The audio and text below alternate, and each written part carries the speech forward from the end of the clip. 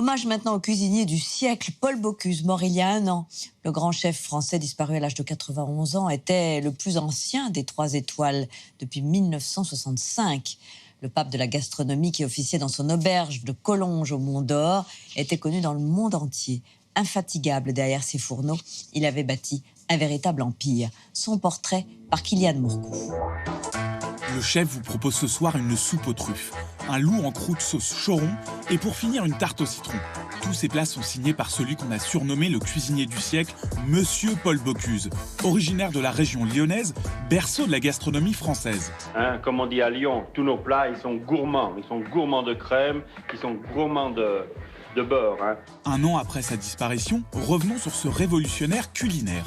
Paul Bocuse a eu un rôle social important pour les cuisiniers, dans la mesure où il les a sortis des fourneaux. Ce qui était important à l'époque, d'ailleurs on pense à Louis de Funès dans Le Grand Restaurant, c'était l'homme de la salle. Et les cuisiniers étaient dans l'ombre. En 1973, Paul Bocuse, entouré des critiques gastronomiques Henri Gault et Christian Milhaud, veut moderniser l'art culinaire et lance ce qu'on appelle la nouvelle cuisine. À l'époque, il y avait vraiment une manière de présenter qui était un petit peu toujours la même. On mettait la pluche de persil sur le poisson, sur la viande, et c'était toujours la même chose, toujours la même présentation. Là, il y a une sorte de vent de liberté qui souffle sur la cuisine.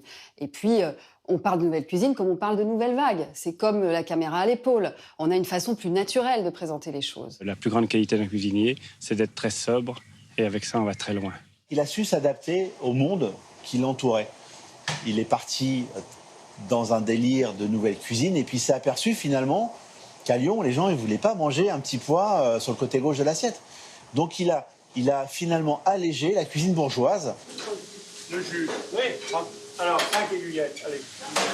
2 turbos, 2 escalopes à la main. Allez, 2 turbos, 2 escalopes, là. Il y a eu tout ce travail de la cuisine à l'assiette qui n'existait pas. Avant, on envoyait tout en plat.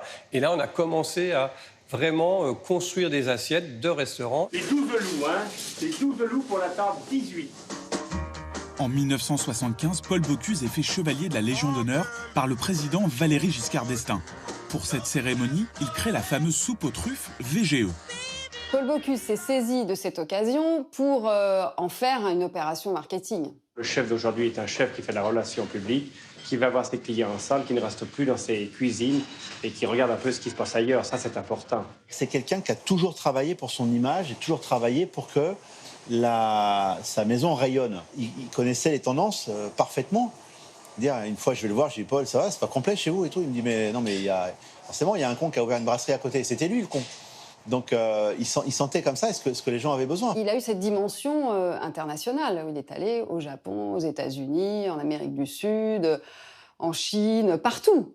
De cette renommée mondiale naîtra en 1990 l'Institut Paul Bocuse, situé à Écueilly près de Lyon, où des élèves de plus de 50 nationalités viennent apprendre la méthode et le style Bocuse.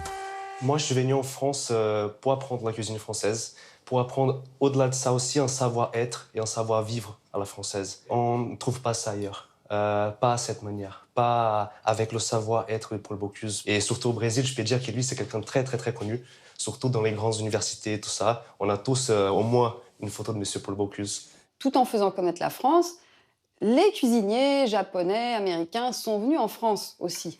Donc il a ouvert le flux dans les deux sens. Finalement, chaque pays s'est intéressé à son propre terroir et a cherché à mettre en valeur ses racines.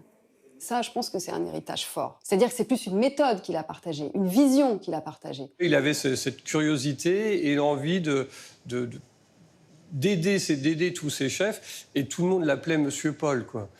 C'était pas Monsieur Bocuse, c'était Monsieur Paul. 4 volailles en vestie, là. La doublure, ok. Voilà, Monsieur Paul. 4 vesties. Moi, c'est mon Zidane. Il y a des mots qui rêveraient de jouer avec Zidane. Moi, je rêvais de rencontrer Monsieur Paul. Quand il arrivait, il arrivait dans une cuisine, il serrait la main du plongeur au chef, quoi. C'était, il avait ce partage et ce respect du monde du travail. C'était un rassembleur. C'est pour ça qu'il a aussi eu cette aura, ce respect de la profession, le respect de tous. Il disait qu'il faut mettre sa toque parce que c'est le seul chapeau que l'on n'enlève pas devant un président de la République. Qu'est-ce qu'il y a là maintenant? 4 pigeons, là, allez. 4 pigeons au chou en croûte, là, allez. J'ai toujours l'impression qu'il va passer la porte. Voilà, pour moi, il n'est pas parti, il est toujours présent.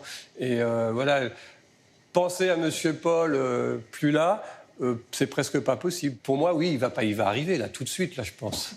Je pense que j'aurais toujours envie de cuisiner parce que finalement, je sais faire que ça. Et je dis toujours, il faut travailler comme si on allait vivre jusqu'à 100 ans et s'amuser comme si on allait mourir demain.